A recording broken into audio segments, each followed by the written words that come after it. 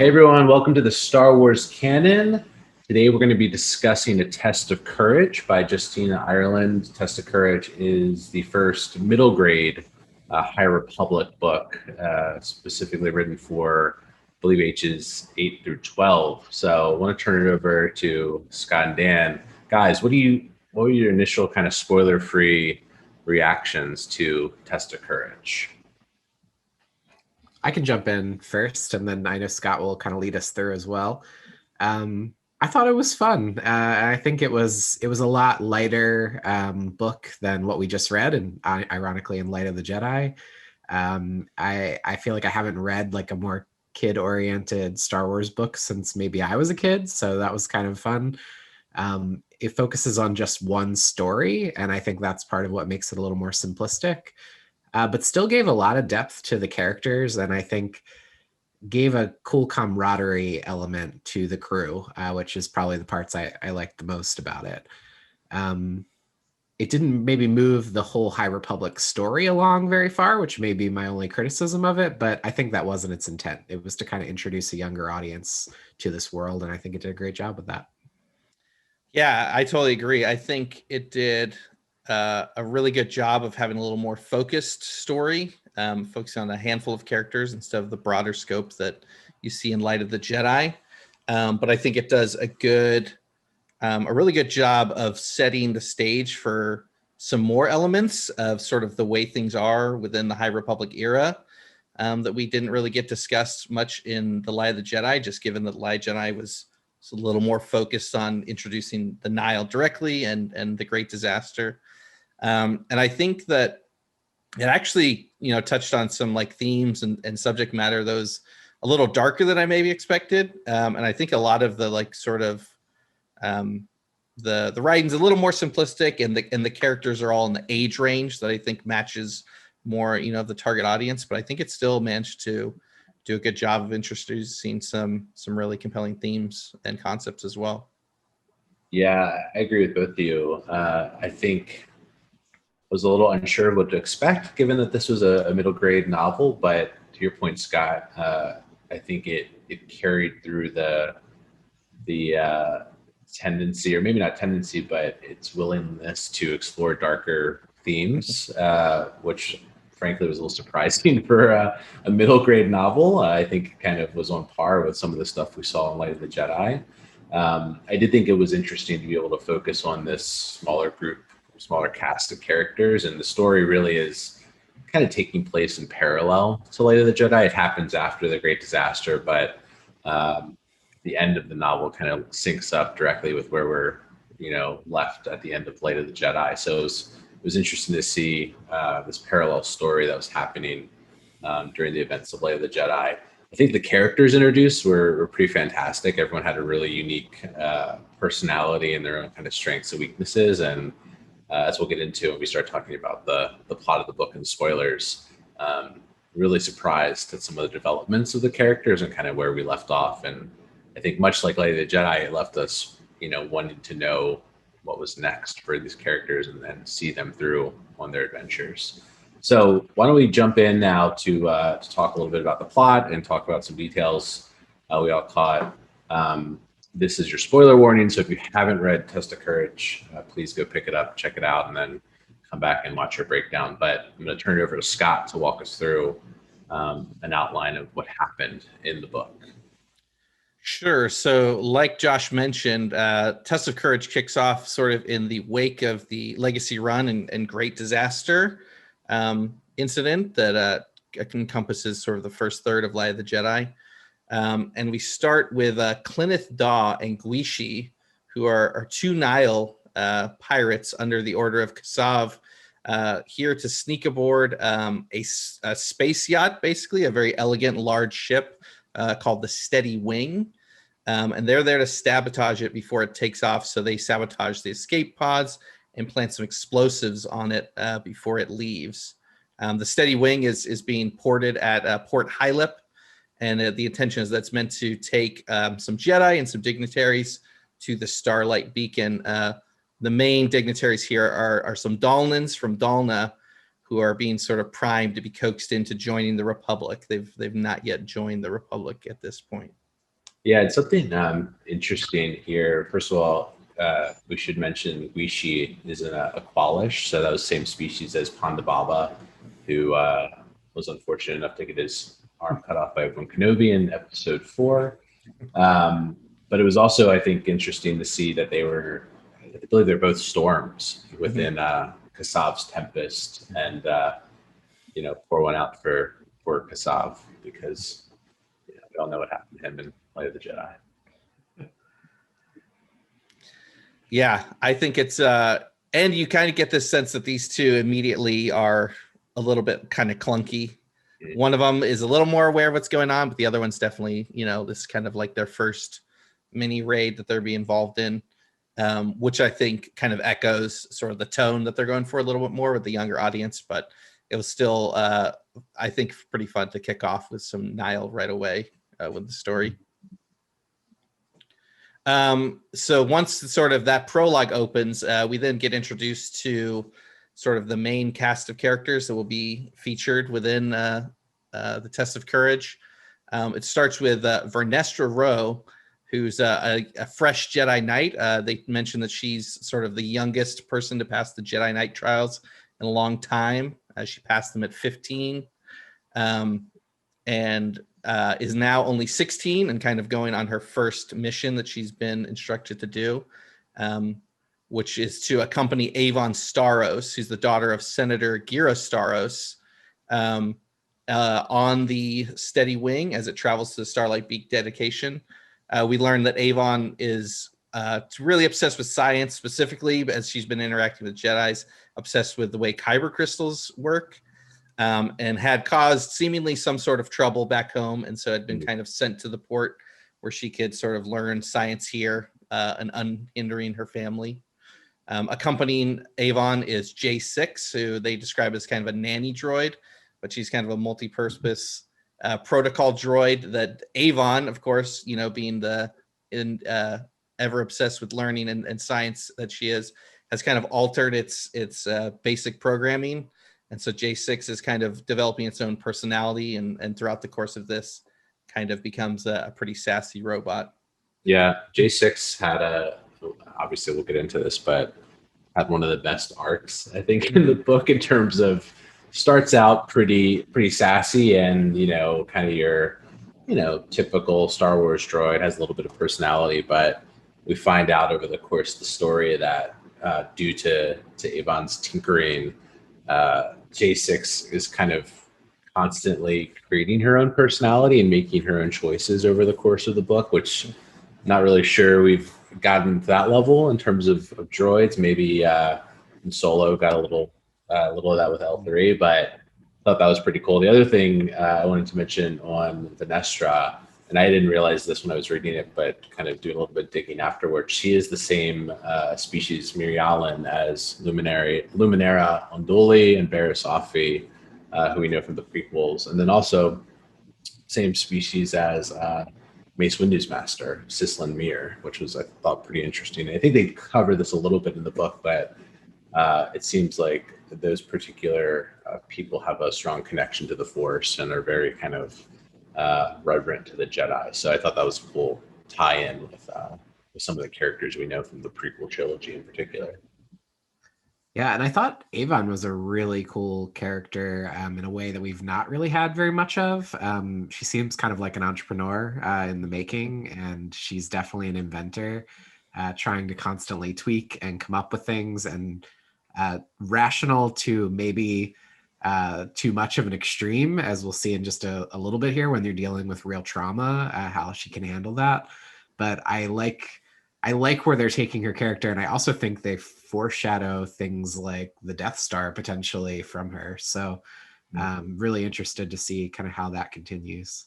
I don't know about you guys, but Avon struck me as a very Tony Stark-esque character, like this hyper genius who just kind of does their own thing and can, be a little abrasive at times too, due to that. Yeah, I really liked Avon, and I think the way they introduced her is a smart way, and I think it also was one of my favorite things, I think, when we get some of the novels and things that have a little more time to explore concepts and stuff beyond just the movies and shows, is when you get characters that are non-Force users, and just especially someone like Avon that's so interested in like elements of the Force, but then also trusts science way more than other parts of it, and sort of the way that it kicks off from here. But you learn that she's interacted and befriended the Jedi, and kind of has this I don't know, kind of sarcastic ebb and flow between all of them throughout the story. Yeah. I think it's also, I didn't have it in my notes, but I think they mentioned that Vernestra Rowe was Stellan Gios's Padawan. Yes. Which I think is you really only get that mentioned, but I think that's probably going to be an interesting thing to see going forward, knowing that Avar Chris, Elzar Mann, and Stellan Gios are kind of the Ron, Hermione, and Harry of the universe. We've kind of maybe picked Ron last week. So. Yeah, that we've kind of picked up on from what we've seen so far. So I feel like this was just a little nod to the fact that we'll see Stellan appear in other stuff. Are we gonna get some Ron Weasley hate this week, Scott? I don't know. Maybe we'll see. they only referenced Stellan once, so.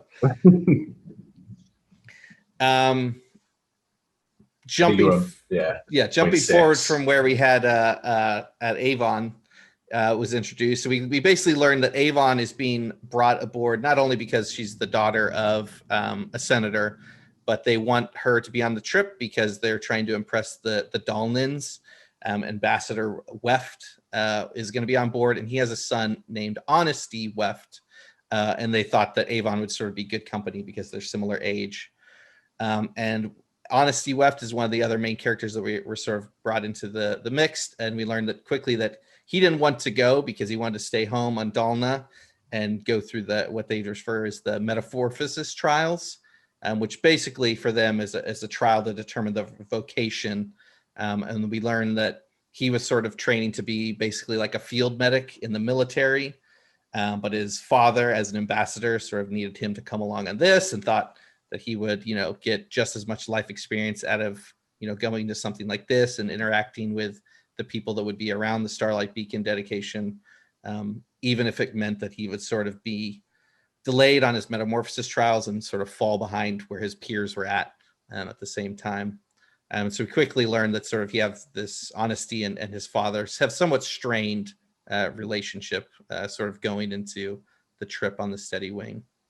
I think the Dalnins were a cool addition as well, and reminded me a little bit of I think it was called Iriadu from the last book, where we're getting to learn more about some civilizations within the galaxy and how they kind of operate, and this kind of metamorphosis trials mirrors a bit of what the Jedi go through, but is sort of like an apprenticeship planet is what I would describe it as, that they were just making this so people have like a particular skill that they begin studying as a kid, and then they ultimately are going to master that, and that's what they're going to do for their life.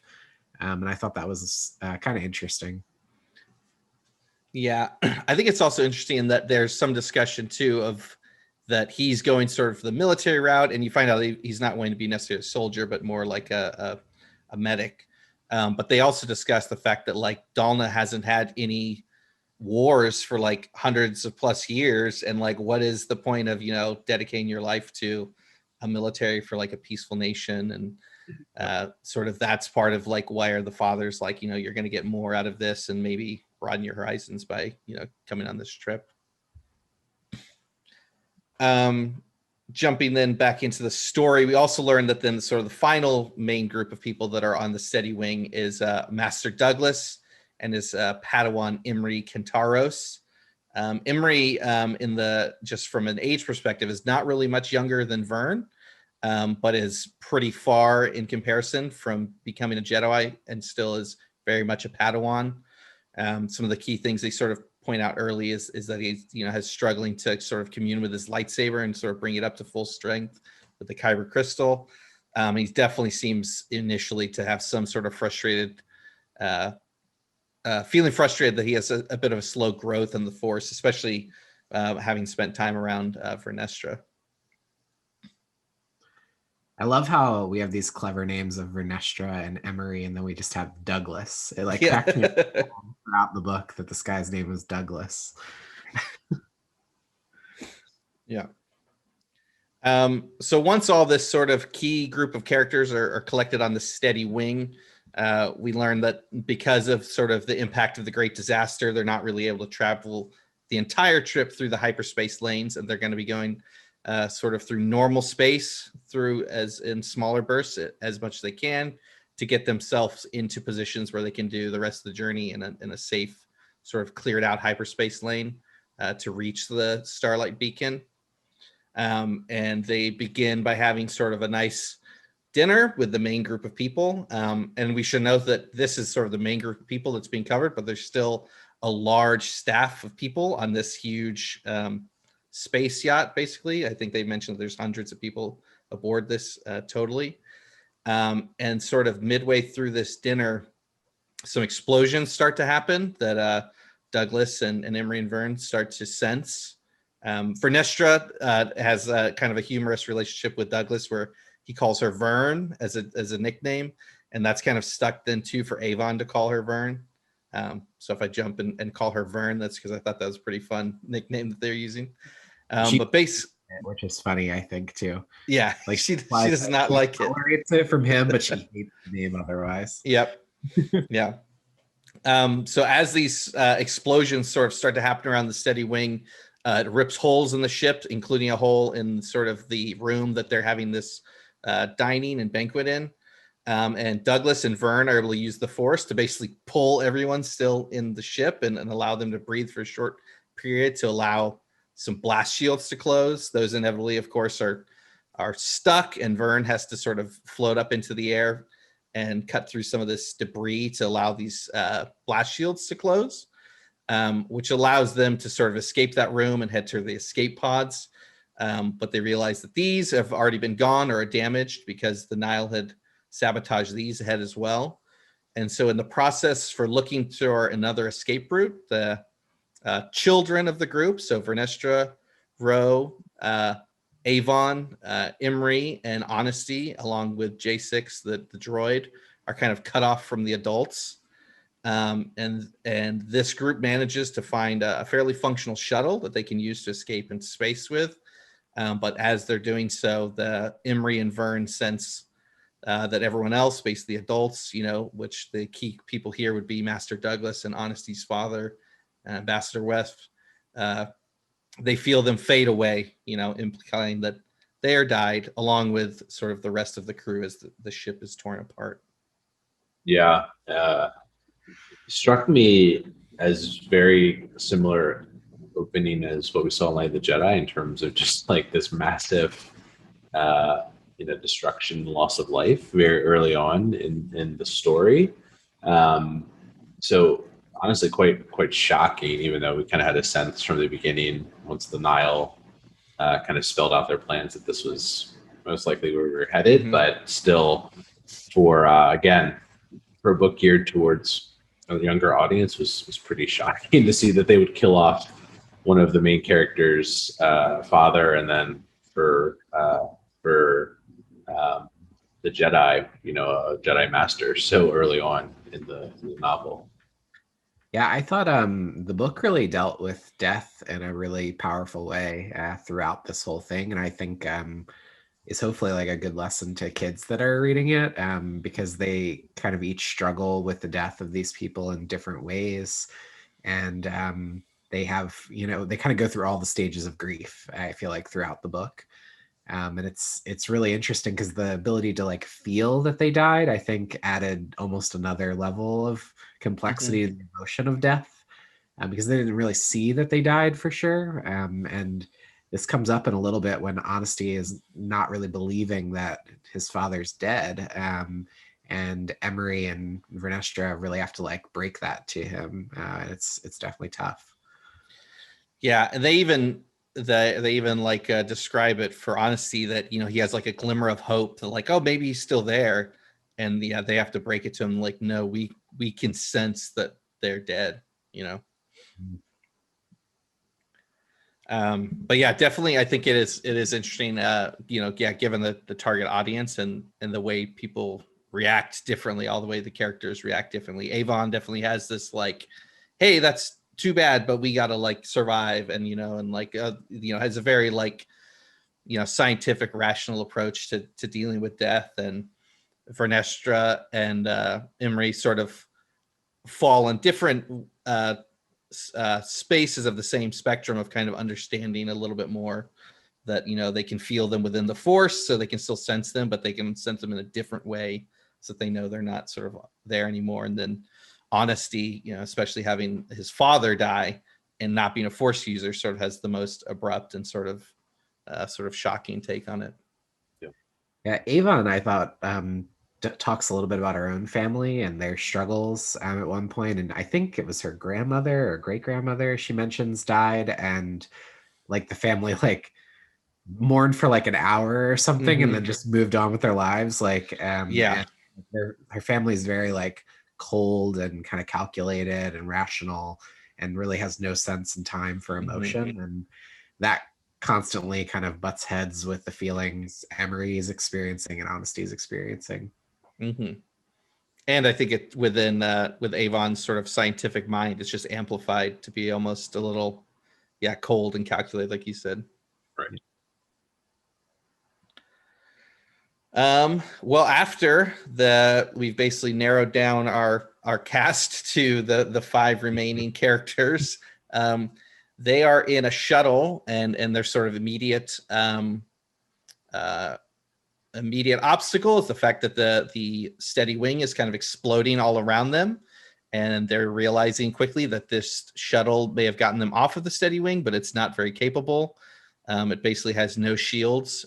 So we have Avon is able to sort of jump into the pilot's seat and fly them through a debris field, with Vern and Emery basically using the Force to push anything that might crash into them or that they're not able to get around away from them, eventually sort of leading them into open space where they can all take a sort of brief period to rest, come to terms with the fact with, these people have died and they're kind of stranded out there.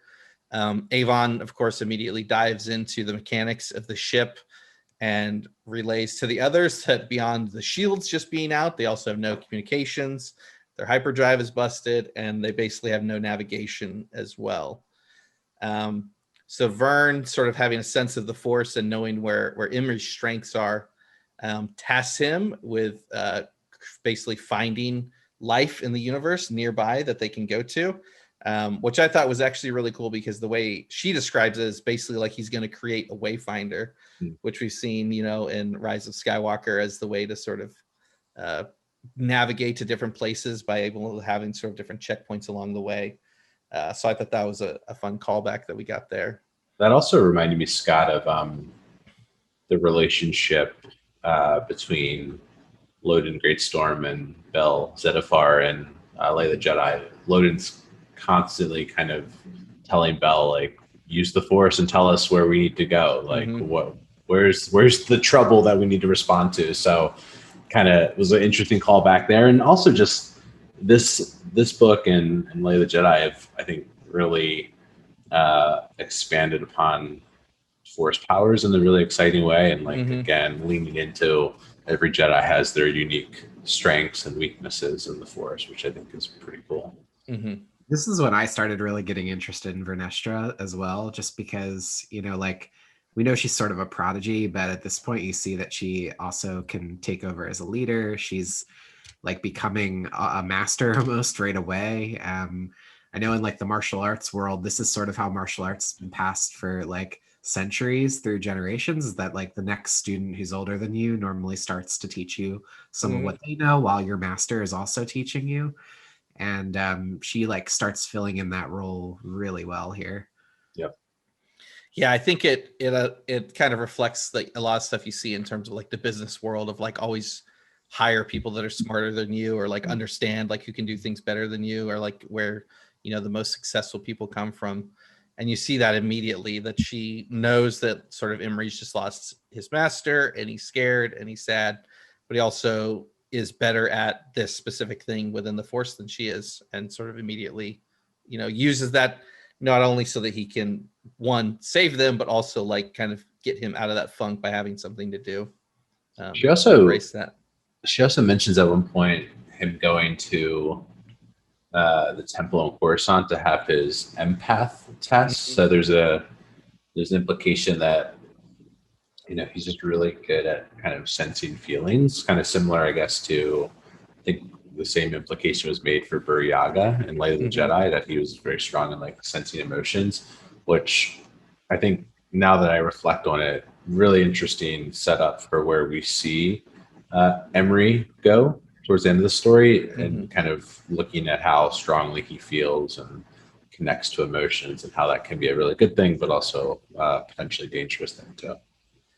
And also, that reminded me, Josh, from the beginning as well, when they first started describing Vernestra, she's talking about like the tabards and clothes she's putting on, and that they were like symbolic to the temple she's from and the temple that she passed her trials at. And I thought that was really interesting. I just had always assumed like this always happened at Coruscant. And it's definitely not the case right now during the High Republic era. Like they mentioned making pilgrimage to oh my gosh, to Jeddah at one point. I'm in there as well. And so like all of these temples that we kind of roughly know about were actually like functioning individual school systems where you might not even go to Coruscant at that point. It's kind of cool. Yeah, good point. Yeah, that was interesting to see. So Imri was tasked with sort of finding a place for them to go and hopefully survive or find a way to get back home. Sort of uses the Force to search throughout the galaxy and sort of connect with any life that's out there, and definitely struggles at first, but starts to connect through the Force with Douglas and sort of reflect on some of the teaching and some of the sort of key things that Douglas had taught him over the years, and sort of in the midst of that, almost inadvertently suddenly connects with life on a planet that's nearby, and sort of communicates that to the crew, and they start heading to there. As they approach it, they Avon, of course, scientifically minded and knowing what she's looking at, points out that it's actually a moon orbiting a couple of planets that they determine is probably Nixus and Neuralis. And sort of as they're approaching that, Avon then brings up the idea that, hey, maybe the Steady Wings destruction wasn't accidental. They had talked about that they thought it might have been part of the emergencies from the Great Disaster, or some sort of other mechanical error. But she points out, if this was intentional, we could be maybe being tracked. And if we're landing on this planet, we might just be opening ourselves for someone to come down and finish the job. But still, they proceed to land on the planet, and it's a jungle, sort of rich, vibrant planet. And they land what seems to be a floodplain, which they assume some water must have come down from a higher sort of altitude, and they decide to sort of trek up the path that seems to be like where a river maybe have formed around the jungle. The jungle's pretty dense, and they don't want to get lost sort of in how dark it is. So they start to move around that to as high of ground as they can until they kind of reach a stopping point where they can't really go further, at which point Avon reveals that while the Jedi have been using the Force to guide them, she actually has some goggles and can like survey the area. And she also brought a scout droid that she sends out, who instantaneously says like, there's a cave right over there. Like we can start heading towards that. So Yeah. it's just, this is when Avon really is becoming Tony Stark, I feel like. It felt a lot like the very first Iron Man and him building in the cave. Like she thrived in this situation and immediately went into inventor mode. Like, how do I optimize everything that's going on here? Yeah, I was just gonna say I thought it was a pretty clever display of the Jedi not always having the best solution to a problem, and sometimes the technology and someone who's just intelligent can figure out a way. I will say though, reading, I was a little like, why didn't Avon tell them this to begin with? Like, it's kind of a perilous situation. Like, probably should have divulged this earlier. Vern even says to her, like, why we could have done this like hours ago. Why didn't you say it? And she's like, well, like you would have said the Force knew the way. But now that we all know the Force doesn't know the way, we all can agree that this is the right way to go. Right. Testing the limits of the Force. Yeah. And she's like, so if I told you 2 hours ago, you wouldn't have believed me. But now that you like know we're lost, we can like you believe me right away. She wants that science is better than magic. Yeah, exactly. Yeah. And they even have a bit of a discussion. They're like, well, like these things can work hand in hand, but you're right that like we probably would have tried to rely on the Force in this like moment, you know? So her scout droid is able to point out that they're through the jungle. They do need to make a run through this dense jungle for a bit. But there's a cave nearby, and J6 and the scout droid are able to sort of anticipate that there's an increasing chance of rain, and that given that they're in what seems to be a path of where like a river might be, that there could be a flash flood, and so they should try and find some shelter sooner rather than later. So Vern and Imri bust out their lightsabers. This is where we see that Imri's lightsaber is kind of weak. They describe it as a pale blue versus sort of the strong, vibrant purple that Vernestra's lightsaber is. And they start to cut their way through the jungle, cutting through vines, clearing a path. But as they start to do this, some acid rain starts to come down, and they realize that, you know, that they're in the path of basically a flash flood of acid rain would have been where they're at before.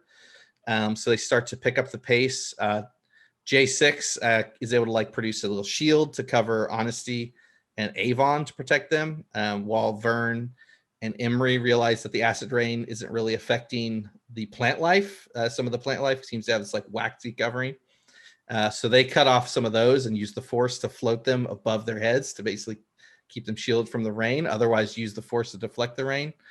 But as the rain starts to come down further, harder and harder, Vern sort of reveals that she's done some modifications to her saber that had been hinted at a little bit throughout, and basically is able to remove the rigidness of basically the lightsaber and turn into a whip, essentially, and starts whipping her way through the vines, which I thought was an interesting point here, in that Imri immediately mentions that, like, oh, the Night Sisters are you know, people that do use whips sort of as And lightsabers. also, you like pretty much immediately judged her as making a decision towards the dark side with that, which is really interesting. And for her, it took like an immense amount of focus to wield it.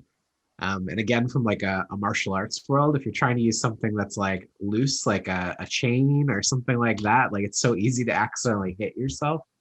Like if it was a lightsaber that could just cut through anything, and the focus and control just further suggested how powerful Vernestra must be at 16 to be able to handle this. It was also interesting that she mentions that she basically had a Force vision in her sleep instructing her to make this light whip and how to do it. So That was cool. it wasn't something she just kind of on a whim decided to do. It was something directly dictated to her by the Force. And then, of course, we see that it comes in handy in this particular circumstance. The other thing I thought was really cool, the moon, I think it's called Wevo that they're on.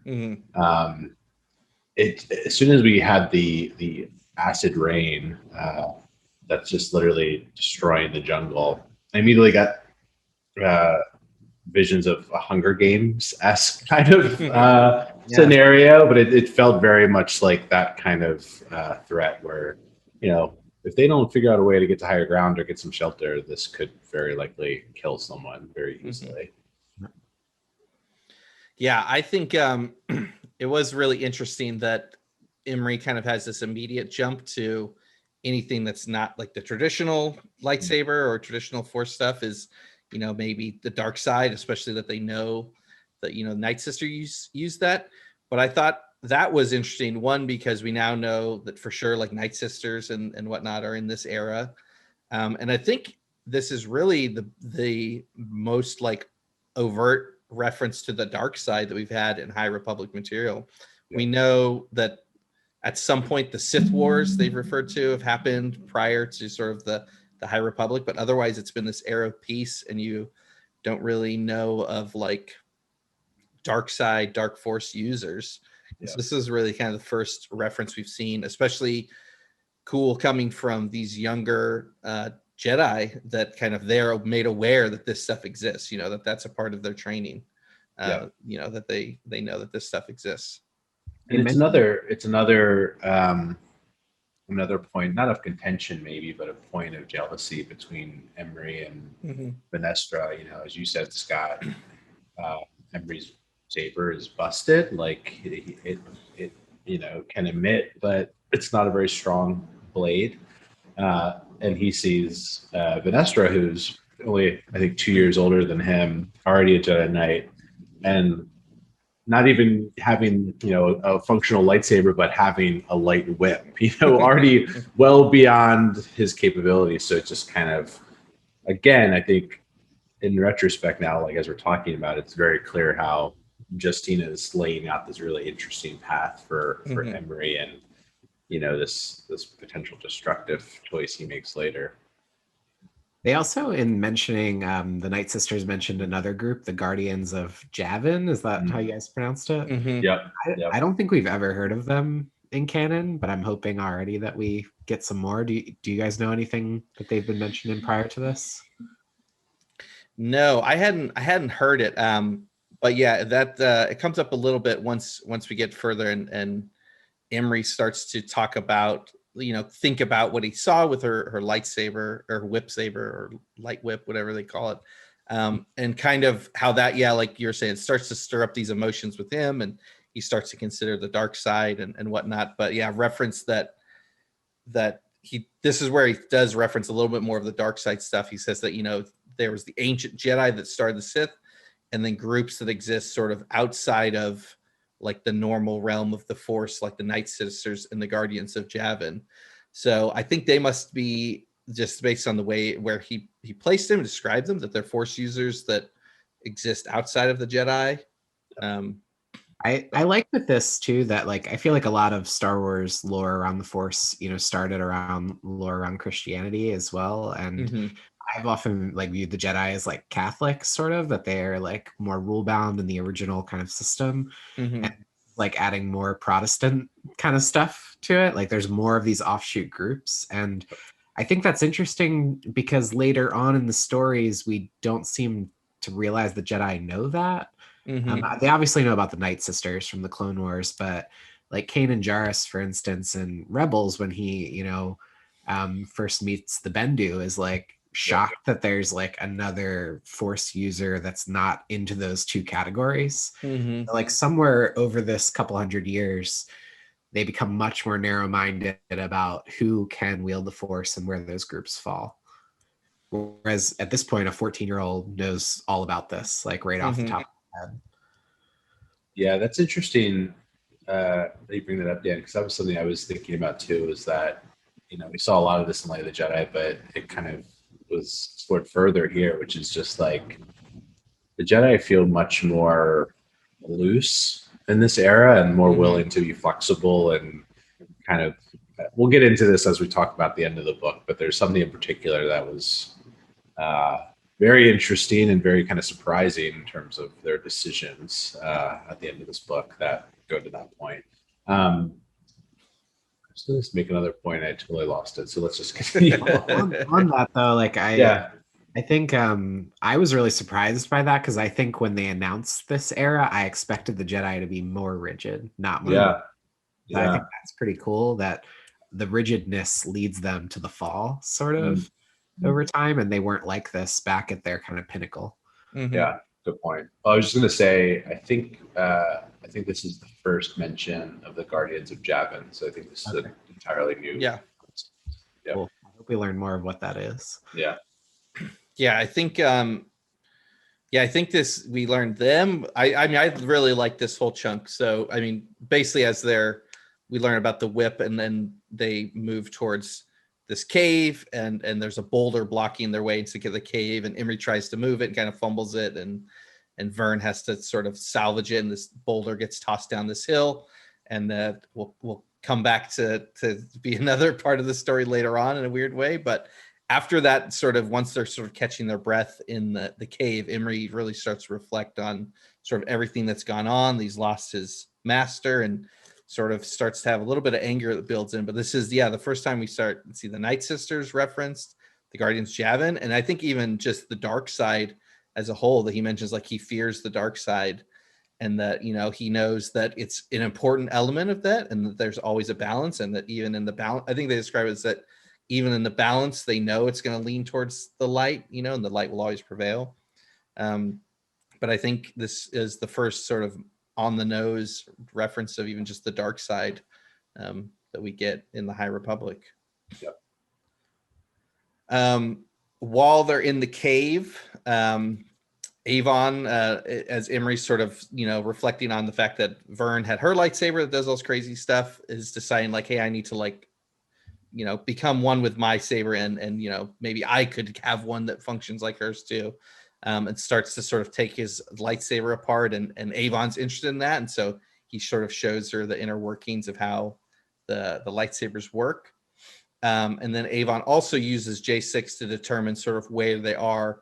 They mentioned that there's this guy that sort of had built this almanac and went to sort of explore the universe and never came back, but every once in a while a droid would show up and sort of tell them like, hey, these planets have this type of life and whatnot. And so using what they know about this planet, they're able to mention what you mentioned earlier, Josh, that they're on the moon, Wevo. And that alongside that, they know that there's really no paths of ships that come through here very often. So that they have a small emergency beacon that they're hoping to have on their own ship. But unless someone comes by, there's really no way to call for help, or likely chance that someone's going to plow through there and pick them up. Yeah, I'm glad you brought up the almanac that J6 has, and kind of the backstory they provided there. But I thought that was really interesting, and again, kind of, I think, delivered on the promise of this era. They've been talking a lot about how they're gonna, focus on also the spirit of exploration and the frontier. And I think something we should mention is this book, I think, heavily leans into that kind of, old tale of, folks being stranded on a desert island, Robinson Crusoe kind of story, and how to survive in impossible odds. But they continue to kind of pepper these little details throughout both these books so far, in terms of hyperspace and the exploration of the galaxy. I think they said maybe the almanac or even maybe the hyperspace is only, the lanes had only been plotted out over the last century or so. So this is all still fairly new and unexplored in the galaxy. So after they sort of have that information and knowing that they're kind of stranded there, their next step is, okay, how do we survive here?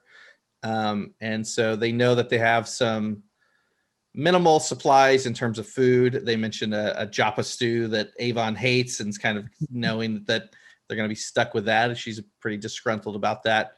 But after their first night, Honesty wakes up and is looking outside the cave and basically realizes that the lower portions of sort of these trees and all these vines and stuff were burned away by this acid rain that sort of floods through the area that they had escaped. But everything is basically regrowing in front of them. I think they, mentioned that some of this stuff is growing, like centimeters at a time right in front of their eyes. And part of that is this type of fruit that seems to be growing on these trees. And there's this like primitive primate species that's on the planet that are basically small monkeys that are eating the fruit. And so they basically are able to run out and grab some of this fruit sample, and they give it to J6 to determine if it's safe for them to eat, which J6, growing sort of more and more like indignant over time, just squishes it and blows it up all over them. So like, yep, it's pretty safe. Like, I think you'll be okay. But basically means that they, at least for the time being, have a source of food that not only provides them as food, but also has enough liquid in it to cover their sort of need for water, knowing that they won't be able to drink the acid rain. And then Imri even sort of walks collecting some of these fruit. One of the primate creatures sort of gets attached to him and starts following him around and staying inside the cave. And they give it the name of Cheery, so it rhymes with Imri. Yeah, I thought that that observation they make about kind of the cycle of the planet, and they call this out specifically, but talk about kind of the nature of the force and balance. I thought that was really a cool scene, and just also the kind of visual of, reflecting that kind of idea. I think most similar for me to like what they did in that little montage in Last Jedi when they're kind of showing the island and life and death and darkness Mhm. and light, like just really cool tie into the force and nature. Yeah, that's a good point. It really does kind of reflect similar to that Octo scene. Mm-hmm. And like I feel like the feelings of it and this cheery character reminded me of some Clone Wars stuff as well. So like Mhm. it had some of those kind of fun elements. I think that character provided some lighthearted moments when they were really talking more seriously about the death of his father again. Like they kind of repeatedly go through that throughout the book, and this adds some humor to it, along with J6 increasingly becoming a little crazier throughout the book. Yeah, I thought it was fun that they had Honesty be the one that sort of figures this out. We know that he was sort of on the path to become part of the military of Dalna and be a medic, but they referenced that Dalna is predominantly like farmlands.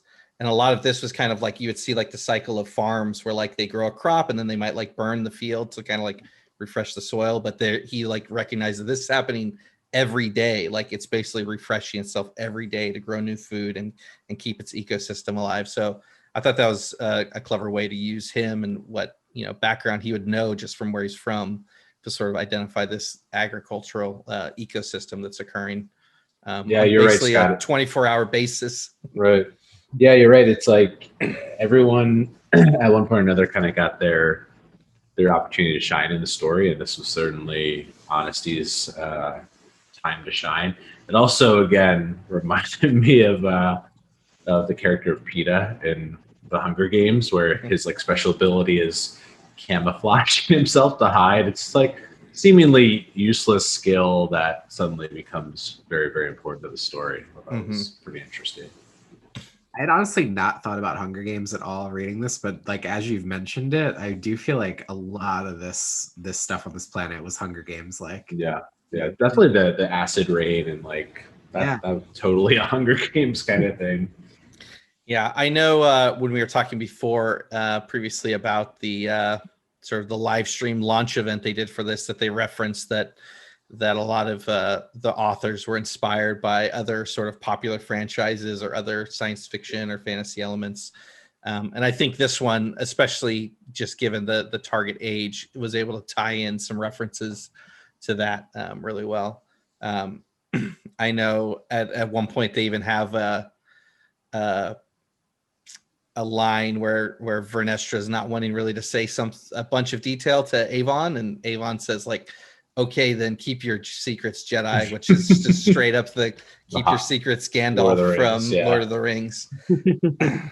So I think, that they did a really good job of sort of taking some of those some key facets that were really successful in other franchises and sort of giving them the Star Wars touch. So now that they've sort of made themselves so that they can survive and live within this on this moon as best they can, we got to introduce some danger back into the story. So while Vern and Imri are sleeping, they sort of awaken both together at the same time and sense some darkness around them. They leave Avon and Honesty and J6 sort of to hide within the cave while they go explore what they're sensing nearby. And they follow sort of go through the jungle and kind of inadvertently end up following the path that their boulder that they had moved earlier that was blocking the cave and realize that it's rolled down the hill and basically smashed into a cargo hauler, essentially disabling this cargo hauler from being able to fly away. And that as they approach it, they're able to see that Clyneth Daw and Guishi from the opening prologue that had sabotaged the steady wing are on the planet. And they are basically here, and they overhear the conversation that they are here to clean up their loose ends, that they know that these kids had escaped the steady wing and that they wanted to make this look like an accident and sort of cover up what had happened. And so they're here to kill the kids. Vern at the opening of the story had sort of recognized Guishi has 3 eyes and one of them had been shot out, so there's this obvious scar. and so recognized him from having been, working on the ship when she was boarding it while he was really actually sabotaging it. So she's sort of able to confirm that, like, hey, these people were the ones that definitely sabotaged the Steady Wing and are coming to finish the job. Imri here starts to grow pretty angry and is basically wanting, like, let's go in and kill these guys right away. Whereas Vern is saying, one, we don't kill unprovoked, that's not the Jedi way, and that we should capture them and find out why they did this, that their information is more valuable, as well as like taking a life is not the way we do things. While this is happening, Cheery, the monkey that Imri had sort of befriended, goes running into the ship to get some food that's in there, and you hear a blast, and then they sort of see the body that they've killed Cheery, which also sort of ignites Imri a bit more. But Vern is able to convince him to sort of take this slow, and they are able to return to the cave to sort of try and formulate a plan of attack. That was the most surprised I was in the book. I just couldn't believe this like teen book they kill The pet primate pet character like that. Yeah, like, you like this cute little monkey character we just introduced? Now he's gonna get a blaster to the face. Yep. Yeah. This book really doesn't care about your feelings. It just rips people away without a second thought. I mean, it does do a great job of setting up Emery's level of anger. It's just like everything taken from him, even this cute little creature he finds, abuse basically to him. But I was surprised. That was very dark. I feel like. Yeah, I think they do a good job of. We've mentioned it, that he's like questioning the dark side and thinking about the dark side and wondering why he's not as adequate at the Force as Vernestra is, and that this is also like at the same time he's seeing Honesty, who's just a normal kid who hasn't been like trained in how to deal with emotions or control emotions, being upset and growing angry that his father was killed. So I think you do have a good sort of juxtaposition of sort of Vern and Avon as two different people that are handling these deaths in one way, and then the people that are impacted the most, sort of handling them in a different way. While Vern and Imri are gone and then on their way back to the cave, we learn a little bit more about Avon and her sort of relationship with her family, and her relationship with J6 expands a bit more. We basically learned that Avon was kidnapped because she was, saw a bug that she wanted to check out and jumped over her like family's, or basically disabled. I think they say learned how to disable her family's like shield around their property and go running after this bug, and was kidnapped. And it meant that her uncles had to basically come and murder her kidnappers or kill her kidnappers to get her back. And that gave her a real sense of like right and wrong, and the fact that like every life matters, and that, these men, yeah, they had kidnapped her, but had she not escaped, like, and not done wrong, like they would still be alive, and that there's consequences for actions. And she also sees the consequences of this is that then her family really doesn't want her and sends her away. And J6 sort of chimes in at this point and says like, no, your family loves you. Your mother actually does love you. Like, she thought this was best for you. She knew that you're interested in science, and she didn't want you to get hurt. So she knew that being at this port would give you the best opportunity to learn in a way that's like suited to you and keep you safe at the same time. So we get a little bit of more of the personality and sort of growth from J6 in that moment, as well as letting sort of a weight off of Avon's shoulders that she's been kind of felt as a burden to her family for what she had done. Scott, one other interesting thing I Yep. caught in that story too. They mentioned that Avon's mother is a senator from Hosnian Prime, which was the planet the New Republic was based on in The Force Awakens, in which we see the First Order annihilate the Republic, and I think it's implied that Hosnian Prime is destroyed too, or at least severely damaged. But yeah, also interesting that we get this pretty dark backstory for Avon right after we killed the monkey friend, and then again, we're dealing with these themes of vengeance and taking justice into your own hands too, with what her uncles did to the kidnappers. Pretty interesting. Yeah, I think I think in general, this like the bulk of this kind of third act section, as soon as the Nile come back in, and we just know from Light of the Jedi and what we've seen, from their interactions in this so far, that just how sort of dark and violent, depressing the Nile can be, and they really kind of their sort of reemergence into the story in this final act kind of just does start to put the shadow over a lot of these different things and opens the book up to become a lot darker than I initially expected it would be. So after we sort of have this revelation from Avon, while this is sort of character growth's happening, Vern and Imri return and basically relay what's gone on. They collectively sort of, reluctantly agree that they should wait it out the night and come up with a plan for the morning. Know that it'd be 4 versus 2. You really have Imri and Honesty, who are a little more frustrated and wanting to go and kill them. And Vern and Avon, who, are explaining the benefits to keeping them alive. One, to know what's going on, but also they also value, in this moment, they understand the value of life a little bit more and don't want to go take the life. But despite all that, Imri, who's sort of had been having just anger building up, wanting to kill them, and knowing that Honesty sort of wants to kill them as well. And they also describe it, he's almost like feeding off of his hatred, Honesty's hatred. Imri's, to sort of enhance his. So he wakes up Honesty in the night to basically go down and get some vengeance on the Nile. And they arrive to the cargo hauler with the intent of killing Clinith Daw and Gwishy, and immediately are captured. They're sneaking up, and they both basically get guns to their head and knocked down and tied up, and do not successfully take out the Nile. This had CW plot all over it for me. Like the classic, like you go into rage mode and you get captured right away. Yeah. We had nothing. Like they couldn't get anywhere with it. Yeah, they had the classic, like, he's sneaking along as he goes to turn his head, like feels a barrel of his gun pressed up against his head, totally just blew it. Which leads Vern and Avon to awake to find that those two boys are missing the next morning, and that they're going to basically have to track them down on their own. Avon suggests, that J6 should come with them. And Vern's like, well, I don't know why we need a protocol droid with her. At which point J6 like opens up a bunch of compartments and has multiple extra arms that come out that each have guns.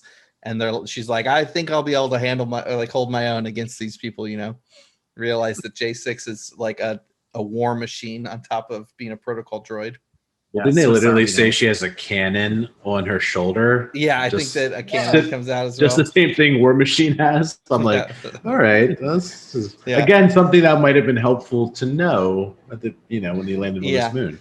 And they even like reference, they're like, why does she have all this? And they're like, well, like my mother, like I told you, like my mom sent me here to be safe, like on this other area, and this droid's supposed to like keep me safe. Like that's how it can keep me safe, is with all these guns. Yeah, she says something like, my mom's really overprotective or something like that. But funny. So they then just move down back to the same path that everyone's gone down back and forth a few times now, to this cargo hauler. And they're basically making a plan of attack, trying to figure out where everyone is. And they're using Avon's scout droid again to sort of, they can see that, Imri and Honesty are tied up sort of in the cargo bay. And then J6 pretends to be a broken droid and sort of waltzes out, making a bunch of noise to draw out the other Nile. And then eventually just starts, shooting, which basically kicks off the action. It's a pretty quick sort of action scene in which Vern comes in to subdue Gwishy, like slides in under his legs and force throws him against a tree, I believe is the way to describe it. But while she's doing that, she sort of gets her saber knocked away by Clinith Daw, who is about to shoot her when she starts to get force choked by Imri. And Imri is about to kill her, and Vern has to stop Imri from killing her by force throwing him over the ship into the jungle. And basically Clinith Daw is pretty much knocked out and subdued by the force choke alone. and which leaves Vern to have Honesty and Avon and J6 tie up the Nile while she goes to track down Emery. I think the proper term is she yeeted Yes, Emery. yeah, she definitely yeeted him into the jungle. There was a fun note here that J6 says they mentioned like, oh, they won't be escaping anytime soon because J6 used Batu knots to tie up the Nile, which I thought was a fun reference to Batu from Galaxy's Edge. Is that going to be a new menu item? Yeah, the 2 knots, like garlic knots at Galaxy's Edge. This was no doubt the climax of the book. I mean, I feel like this moment here was really cool with you know, Vern and Emery, and it's interesting how Jedi choose when they're allowed to kill. I feel like is something I'm just never going to understand about Jedi, but here Emery is really saving her life, but using the dark side to do so. So she can't let that happen and just chucks him. I mean, she just chucks him away, which I just thought was the funniest like way to get rid of him. It's like, oh, just toss you over here like he was nothing. And they make a comment about Emery, like him thinking about this afterwards, how weak he is in comparison, that she just did it so effortlessly. Yeah. I mean, immediately after Vern goes to find Emery and he's in the jungle and he's basically fueled by rage and is mad that she wouldn't let him kill the Nile and is on a nonstop, like that's his only mission right now is that he's going to kill the Nile and will stop anyone that's in his way. And at this moment, Vern is in his way. And so Vernestra, Ro, and Emery have a lightsaber battle where Vernestra pretty quickly, you know, overpowers Emery. She tries to, you know, talk him down a bit through it, but he's not letting up. And she's very clearly the stronger Jedi when it comes to fighting. It does mention that, you know, Emery's lightsaber kind of hits full power in this moment and actually, you know, is a full strong blue because he's sort of so angry. But eventually it does lead to Vern chopping Emery's lightsaber into multiple pieces and sort of defeating Emery and Emery starting to think about Master Douglas and sort of connecting with the Force and thinking about what he's gone through and sort of how in this moment of rage he sort of strayed from the Force and basically weeping and, you know, begging for forgiveness, you know, for what he's done, which was a pretty powerful scene and not something you really that I really expected we'd see, you know, almost a Padawan turning to the dark side in one of these initial books. Yeah, pretty crazy sequence of events. I mean, in some ways, we get a pretty interesting parallel to like the Anakin Skywalker story, you know, but see how it could have gone theoretically, right? Like the alternative path. I also thought it was cool in that sequence. They almost implied that Master Douglas reaches out through the Force and kind of communicates with Emery and kind of talks him off the ledge, so to speak. But yeah, just really, really cool development. And also kind of, I think they got around this issue of Vernestra being so much stronger than Emery, that by having him fueled by the dark side and having that be the, you know, the factor that could maybe give him the edge. But all that being said, she did dispatch him pretty quickly, all things being fair. So yeah, wild. The lightsaber thing was kind of interesting. They didn't necessarily imply early on that it was only his Force connection that was weak. I thought it was mechanically weak as well. So when the lightsaber like started intensely glowing and working, I just didn't realize that was only his connection to the crystal, which makes me more curious. Jedi can use lightsabers. So it'll be interesting to see kind of how they carry that on further. Yeah. And I guess it's also one thing too that made this scene even more powerful is knowing that they're like he had been lobbed into the jungle. So like they had said before that basically it's like, this dense, dark jungle. So you would have had this fight scene that, I was visualizing basically only really illuminated by the lightsabers as they were going at each other. So kind of added to sort of the darkness that this fight entailed. So after sort of Imri has this breakdown and comes to grips with sort of what he's done and that they should not kill these Nile, and he sort of needs to regroup with himself and reconnect with the Force. Vern collects up the pieces of his lightsaber, and they return to the ship where Avon, Honesty, and J6 have tied up the Nile. The Nile sort of come clean that basically the plan of all of this was that they wanted to kill the Dalnins and sort of make this either look like an accident or an emergence, but with the intention of that if the Dalnins were killed, the Dalnins wouldn't join the Republic, or Dalna wouldn't join the Republic, and that would sort of keep the Republic and Jedi and sort of any other policing forces out of that area where the Nile seemed to be operating, and they didn't sort of want them to step on their turf. The cargo hauler is definitely damaged, but they're able to use that to call for help. And within a couple days, some help comes to pick them up in the form of Master Skier and his Padawan Keeve Trennis. What do you guys think about the Niles plan? Because I guess what I was wondering when this was revealed was, where does this take place relative to what happened in Light of the Jedi? Because there's a point late in the Jedi where Marchion Rogue basically says, we got to all lie low for a little bit and not do anything to attract further attention. But it seems maybe Kassav gave a contradictory order and was basically like, look, go and do your own thing. Is that what you guys thought as well? That's what I thought, and I think this was still before he's dead. So then they time jump, I feel like, a little bit to the Starlight Beacon. So Right. They get a little muddled there as to what the timelines were. It wasn't exactly the greatest plan, so I'm certainly hoping it wasn't Marchion Ro's plan. But let's just kill them all so they won't join the Republic. It seems a little weak. Yeah. Yeah, it jumps a little bit forward, but there is they talk about sort of their direct superior in the prologue, and I wondered, it made me wonder if that, and just knowing from the Light of the Jedi that each of the Tempest runners kind of function autonomously, but the people below them kind of have a little more autonomy as well.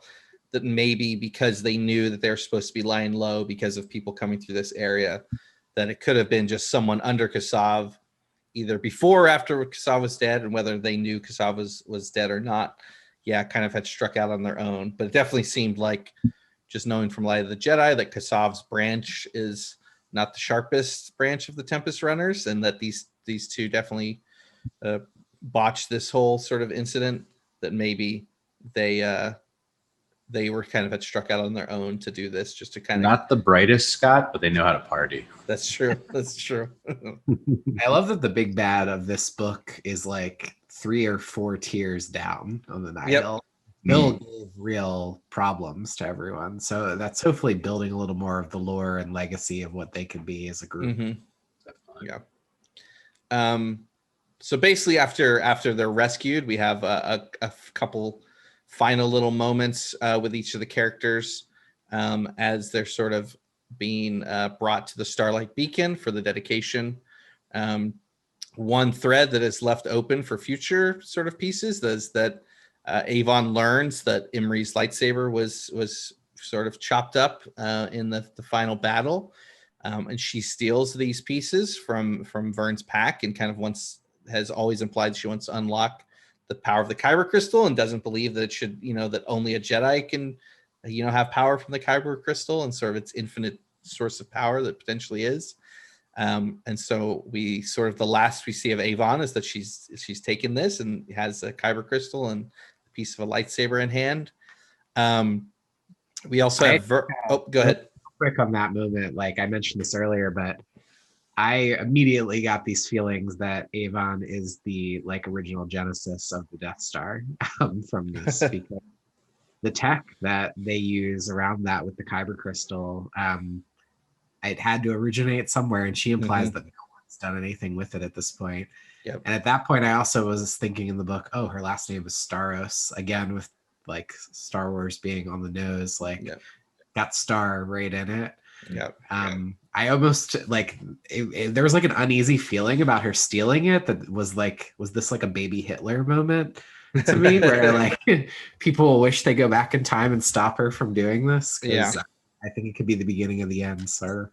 That'd be pretty smart to connect it back to like Galen Erso and his work, and Krennic, and I could definitely see them planting the seed of that here. That'd be pretty clever. Yeah, I thought it was definitely interesting, and it was fun. It was the first of a few sort of threads that they leave open for future books in this age range.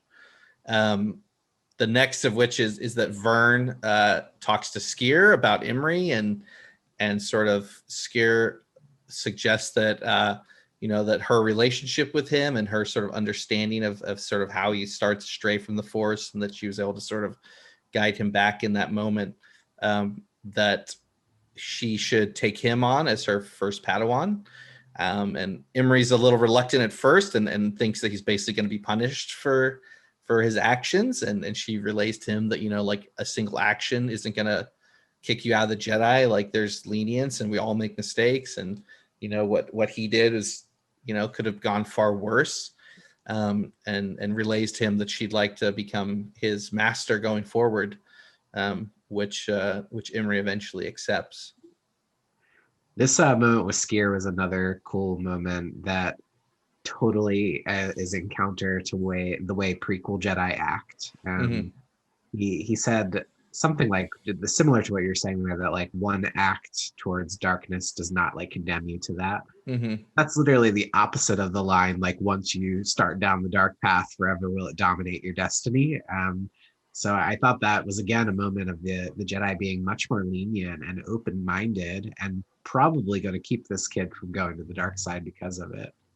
Yeah, I thought that was a really cool scene with Skier, and I think he said something, Dan, like, it's not a Jedi doesn't go bad after a series of bad days. It's like consistently choosing the light, again and again and again, which I thought was like really, really deep. I think this is the most we've got of Skier in all the books so far, because he's featured obviously in Light of the Jedi, or he makes a cameo in Light of the Jedi.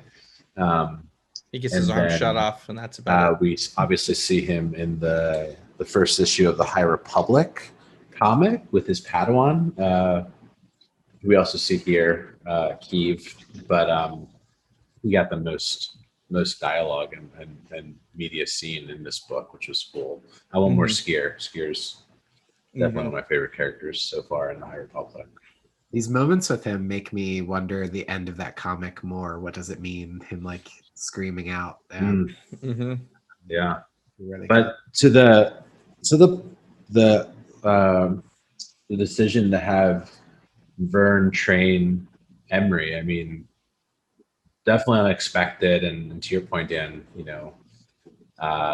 very counter to what we'd see from prequel Jedi, who probably would have very quickly banned him from the order, after what went down on the moon. So I think for me, set up two characters that I definitely want to see how this relationship plays out, and this training and apprenticeship, because again, they're only 2 years apart, but there's now this power dynamic. But I think based on what they've gone through in this story, they have a really interesting bond and interesting backstory that they can build upon. Yeah, and I think it'll be, just from like a practical standpoint, you now have these two characters that you can continue these books on for them, that are in this, both in this younger age range themselves, that lends itself well to the target audience. Totally. The book then concludes with a prologue from the perspective of Cara Zhu, who's the superior of Clinithaw and Guishi, but is someone that's under Kassav at this time. who's basically learning of their failure, and also hints that similar other strikes had gone out and done other tasks and not really been successful all around, and that their numbers were starting to dwindle. And basically in the decision that she needs to recruit some more Nile after this mission and where they can get from, and realizes that some of these children basically had defeated their strikes, and that Dalna has lost its ambassador, and that they're sort of near Dalna, and that starts to ask how many schools are on Dalna, and then learns that there's sort of this plethora of children available on Dalna, and implies that they're going to head there and start recruiting children into the Nile, which is where the book concludes. And on a high note of child soldiers. Yeah. Well, But I think, guys, this has been a really fun overview on it, and I think in general, like, another good hit from them on the High Republic here. Yep. It makes me more excited and intrigued to see more from them. In one way, there was a lot I liked more about this than Light of the Jedi. Like, it was fun staying with that like ragtag group, which we're used to in Star Wars, and I think the dynamics between the team still are what resonated the most with me throughout the book. And I hope we get to see more of that now with the characters set up in Light of the Jedi as well. Yeah, I agree with that, Dan. I think in some ways I may have enjoyed this more than Light of the Jedi, just because we really got to spend a lot of time with these characters, and in particular focus on their feelings after all these terrible things happen, because there's a lot of bad stuff that happens in Light of the Jedi, but you really don't get a moment to spend with those characters and feel their grief and feel their pain. And this book totally leans into that. It's all about loss and death and what is justice and vengeance. I just think it's really meaty in terms of the themes it tackles for, again, a middle grade novel. It's really interesting and really impressive overall. Yeah, I really enjoyed it, and I think the fact that you do have a smaller group of characters that you get more time to learn, it's half the length of Light of the Jedi, but you also have a significantly smaller number of characters and a lot less world building that you have to do, because you aren't having to sort of explain the Great Disaster or almost set up the establishing stuff of the High Republic that Light of the Jedi does. That this one felt a lot more familiar, I guess, in a lot of ways. There was a lot of elements that were things that we know about the Jedi, and we just got to expand upon those known ideas rather than be introduced to a bevy of them, which I think did make it for one, just more action pace and a little more friendlier pace than Light of the Jedi did, but still, left us with a lot of interesting questions and a lot of interesting concepts coming out of it. Definitely. Well, thanks everyone for watching this recap of A Test of Courage. Please like our video and subscribe. We'll be covering all the High Republic content as it comes out. And have a great week. We are the Republic. See ya. See ya.